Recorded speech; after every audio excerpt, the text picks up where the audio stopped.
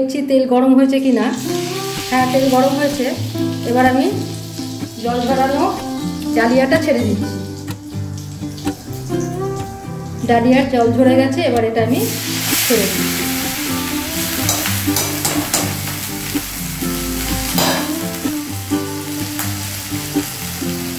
নিয়ে এবার এটাকে আমি একদম পুরো সাদা করে ভাজবো। পুরোটাই যেন ঠিকমতো ভাজা হয় সেইভাবে ভেজে নিয়ে তারপরে দেখাচ্ছি। এখন আমি একটা টিফিন করব ডালিয়া দিয়ে। তার জন্য আমি নিয়ে নিয়েছি 2 ছড়া কারি পাতা, এখানে আছে মটরশুঁটি, এগুলো শুকনো, কাঁচা কিন্তু ফ্রিজে রেখেই শুকিয়ে রাখি।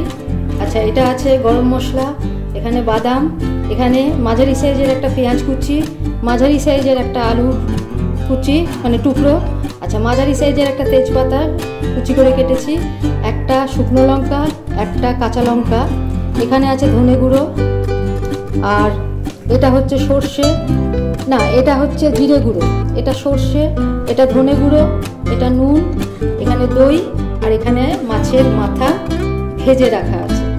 তারপরে আমি নেব আর কি নিচ্ছি আমি দেখাচ্ছি। এগুলো আগে আমি সর্ষের তেলে ভাজছি। তেল গরম হয়ে গেছে, সর্ষের তেল, একটু তেলটা গরম করে নিয়েছি।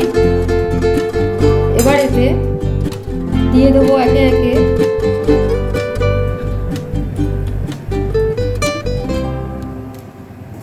পেঁয়াজ কুচি দিয়ে দিলাম, আলু, শুকনো লঙ্কা, কাঁচা লঙ্কাটা একটু কুচিয়ে দেবো, একটা কাঁচা লঙ্কা এটা আমি একটু কুচিয়ে দিচ্ছি, বড় করেই কুচিয়ে দিলাম, 4-5 টুকরো করে কুচিয়ে দিয়ে দিলাম। আর দিয়ে দিচ্ছি তেজপাতা, এই পেটে যা যা ছিল সবই দিয়ে দিলাম। আচ্ছা, এবার এতে দিয়ে দেবো একটু গোটা সর্ষে, 2 চামচ মতো গোটা সর্ষে দিয়ে দিলাম।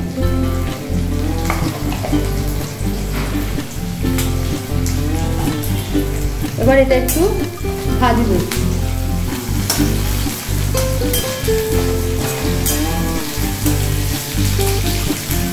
এটা আমার হলুদ দেওয়ার ইচ্ছা নেই, তো যারা ইচ্ছা করবেন দেখি আমি পরে যদি সেরকম হয় আমি হলুদ দিতেও পারি।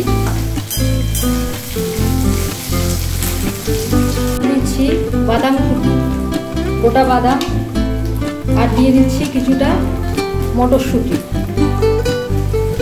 গোটা মটরশুঁটি দিয়ে ভেজে নেব। আর একটু ভাজবো, পেঁয়াজগুলো একটু লাল লাল হবে, আলুটাও একটু লাল লাল হবে। আচ্ছা, এবার এর মধ্যে আমি দিয়ে দেবো একটা কারি পাতা ছড়া এতে দিয়ে দিচ্ছি।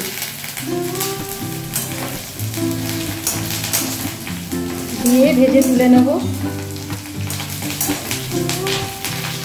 কারি পাতা, বাদাম, সর্ষে সব মিলেমিশে, শুকনো লঙ্কা, পেঁয়াজ সব মিলেমিশে একটা সুন্দর গন্ধ বেরিয়েছে, পেঁয়াজগুলো লালচে লালচে হয়েছে। এবার আমি এগুলোকে তুলে নেব। এবার তুলে নিচ্ছি এগুলোকে। এবার এই তেলেই আমি আর একটা যে ছড়া আছে কারি পাতা সেটা দিয়ে দিলাম, দিয়ে ভেজে তুলব। এখানে প্রায় 150 মতো ডালিয়া নিয়ে নিয়েছি। এবার এগুলো জল দিয়ে ধুয়ে নিয়ে জল ছেঁকে তারপরে ভাজবো, দেখাচ্ছি। আমি কড়াতে অনেকটা তেল দিচ্ছি, প্রায় 5 কলা মতো 6 কলা মতো তেল লাগবে, কারণ ডালিয়াগুলো এতে একদম ভাজবো।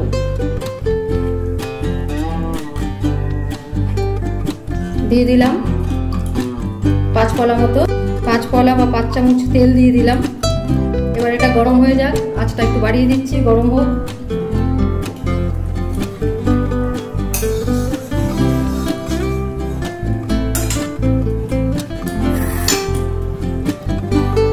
দেখছি তেল গরম হয়েছে কিনা। হ্যাঁ, তেল গরম হয়েছে।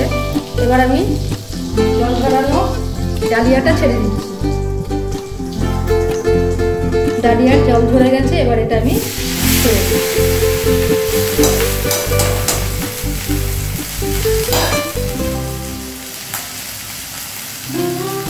এবার এটাকে আমি একদম পুরো সাদা করে ভাজবো, পুরোটাই যেন ঠিকমতো ভাজা হয় সেইভাবে ভেজে নিয়ে তারপরে দেখাচ্ছি। আমার ডালিয়াটা ভাজা হয়ে গেছে, ঝরঝরে হয়ে গেছে, একদম কড়াতে লেগে যাচ্ছে না, আর এই যে এরকম সাদা সাদা হয়েছে, খুব সুন্দর একটা গন্ধ বেরিয়েছে। এটা কিন্তু গমের ডালিয়া, আমি জানি না আর কোনো কিছু ডালিয়া হয় কি না, তবে এটা গমের ডালিয়া। এবার এই ভাজাটাকে আমি তুলে নিচ্ছি। এবার এতে আমি আর একটুখানি তেল দিচ্ছি, জাস্ট 1 কলা মতো দিলেই হবে, তবু আমি একটু বেশি দিলাম, 2 চামচ বা 2 কলা দিলাম। তেলটা গরম করে নিই। এবার এটা আমি দিয়ে দেবো।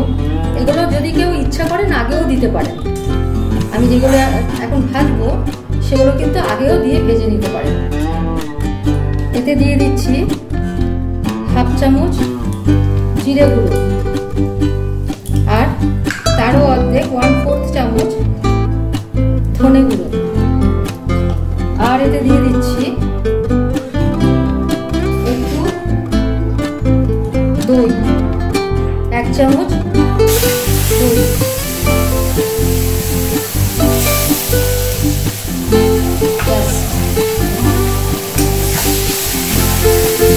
এগুলো দিয়ে এবার আমি মাছের মাথাটা দিয়ে দিচ্ছি, দিয়ে এবার আমি আবার ভাজা হয়ে গেল, দইটা মিশে গেল মোটামুটি, এই যে দইটা মিশে যাবে। এবার আমি এতে ডালিয়াগুলো ছেড়ে দেবো।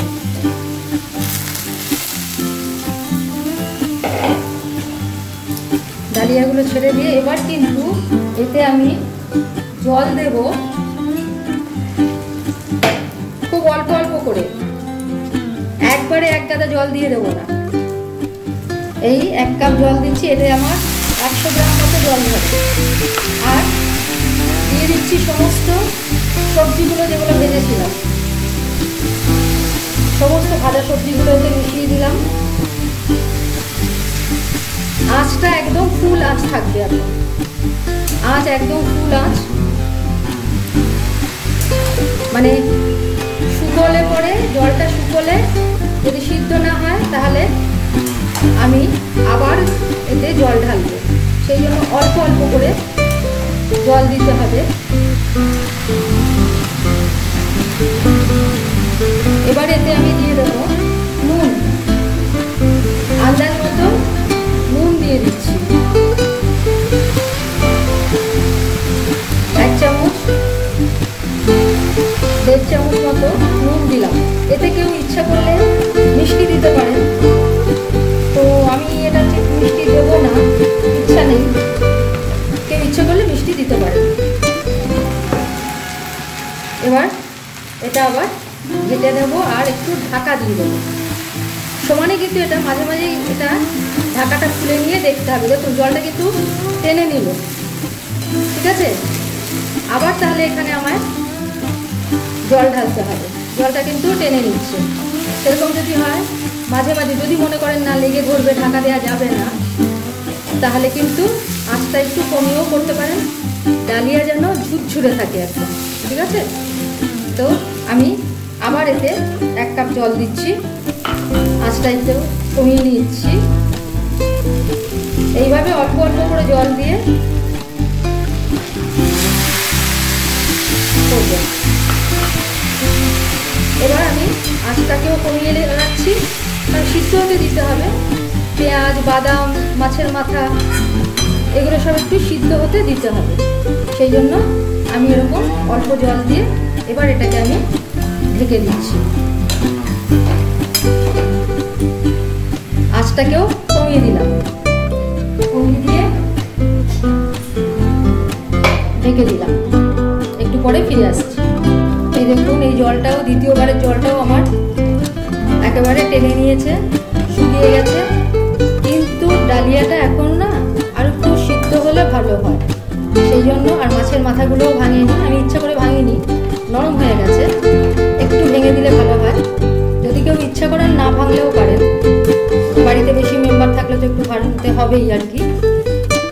আচ্ছা, এবার আমি আর একটু জল দিয়ে দিচ্ছি, কারণ এগুলো একটু সিদ্ধ হওয়া দরকার, আর একটু সিদ্ধ হলেই ভালো হয়ে যাবে। ব্যাস, এবার যেহেতু দই দেওয়া হয়েছে, তো কেউ ইচ্ছা করলে মিষ্টি দিতে পারে।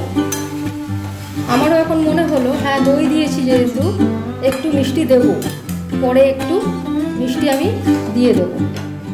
তো এইভাবে সিদ্ধ করতে দিন। আঁচটা একটু বাড়িয়ে দিলাম, 3 বার আমি জল দিলাম। এই জলটা বসে গেলেই আশা করছি আমার এটা হয়ে যাবে। আওয়াজে বুঝতে পারছেন, এটা আমি ভেঙে দিচ্ছি।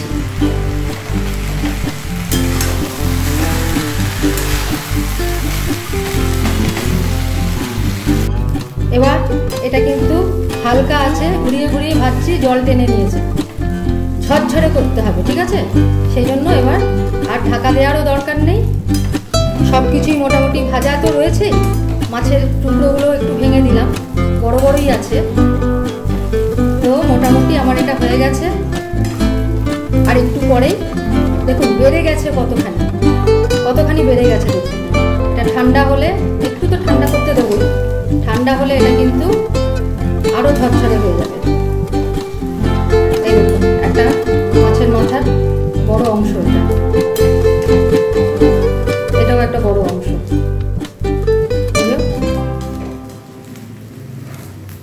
ভেঙে যাচ্ছে, যাই হোক আছে বড় অংশ, এরকমভাবে থাকবে। তো সকালের টিফিনে কিন্তু এরকম ডালিয়ার ঝুড়ো বানাতে পারেন।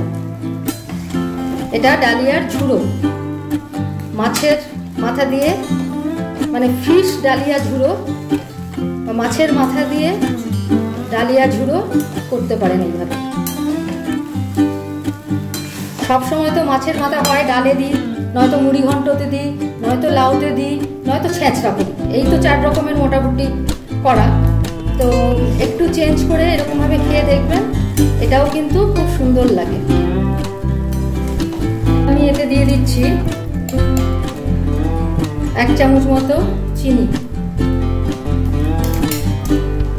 এটা নিজের স্বাদ অনুযায়ী করবেন, যে বেশি চিনি খেতে চাইবেন, মিষ্টি খেতে চাইবেন, করতেই পারেন, কোনো অসুবিধা নেই। এটা এবার মিশিয়ে নেব, নিয়ে তারপরে দেখাচ্ছি। আঁচ কিন্তু একদম কমে রয়েছে এখন, হ্যাঁ, কারণ যেহেতু ডালিয়া ভালো মতো সিদ্ধ হয়ে গেছে। আঁচ এবার বাড়িয়ে দিলে কিন্তু লেগে ধরবে। এরকম নিচের গুলো দেখুন এনেছি, ঝরঝরে হয়ে গেছে, দেখেছেন? একদম ঝরঝরে হয়ে গেল, খুব ভালো। একদম আঠালো ভাবটা ডালিয়ার মধ্যে কম, তো একটা আঠালো ভাব থাকতে পারে জল যদি বেশি থাকে, হ্যাঁ, সেই জন্য এটা ভাজা ভাজা করতে হবে যেন একদম আঠালো ভাব, লাল লালে ভাব না থাকে। এইভাবে ধীরে ধীরে এবার মাখিয়ে দিন চিনিটা। আগেও চিনি দিতে পারেন, কিন্তু আগে চিনি দিলে কি হবে, এগুলো তো জল দিয়েছিলাম, তো আর এতে একটা আঠালো ভাব আছে গমেতে, তো এটা কিন্তু এঁটে ধরতে পারে, বুঝতে পেরেছেন? জিনিসটা নষ্ট হয়ে যাবে তাহলে। সেই জন্য সবার শেষে চিনি দিয়ে একটু ঘেটে নিন, বা বন্ধ করে দিয়েও একটু স্ট্যান্ডিং টাইম দেবেন, তাহলে ও কিন্তু গলে যাবে ভেতরে। দিয়ে দিচ্ছি লাস্ট একদম 1/2 টিস্পুন গরম মশলা গুঁড়ো। এবার আর একটা কথা বলি, এটা কিন্তু কেউ ইচ্ছা করলে, অনেকে দেখবেন দুপুরবেলাতে ঠিক রুটি খেতে পছন্দ করে, ভাতটা অতটা পছন্দ করে না, তাই এটা তো ভারী জিনিস। এটা আপনারা যখন ইচ্ছা খেতে পারবেন, সকালের টিফিন, দুপুরের লাঞ্চ, রাতের ডিনার, যে কোনো সময়। আর আমি একটু এই কাঁচা লঙ্কা আর একটা আমি উপরে একটু কেটে দিচ্ছি কুচিয়ে, আমার একটু ঝাল ঝাল ভালো লাগে, এটা মিশে যাবে। ব্যাস, দেখুন কীরকম ঝরঝরে হয়েছে, ঠিক আছে? এইরকম একদম ঝরঝরে। এটা ঠান্ডা হলে পরে গ্যাসটা এবার আমি অফ করে দিচ্ছি। গ্যাস অফ করে দিলাম, একটু স্ট্যান্ডিং টাইম দেবো। দেখুন কি সুন্দর ঝরঝরে হয়ে গেছে, একদম ঝরঝরে। এটা টিপসটা হচ্ছে ওটাই, অল্প অল্প করে জল দেবেন। একসাথে যদি বেশি জল দিয়ে দেন, একেবারে চিনি টিনি সমস্ত কিছু দিয়ে দিলেন, এই কিন্তু একদম লাল লালে আঠা হয়ে যাবে, ঝরঝরে হবে না। ঝরঝরে করার জন্য আপনাকে এরকম করতে হবে। ব্যাস, একটু স্ট্যান্ডিং টাইম দিয়ে দিচ্ছি,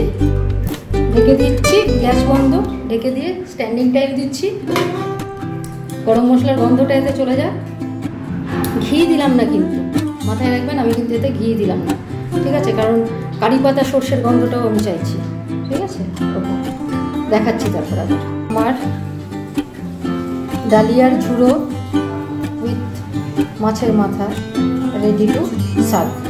আবার কালকে অন্য কোনো রেসিপি নিয়ে ফিরে আসছি, ততক্ষণের জন্য ধন্যবাদ, ভালো থাকবেন।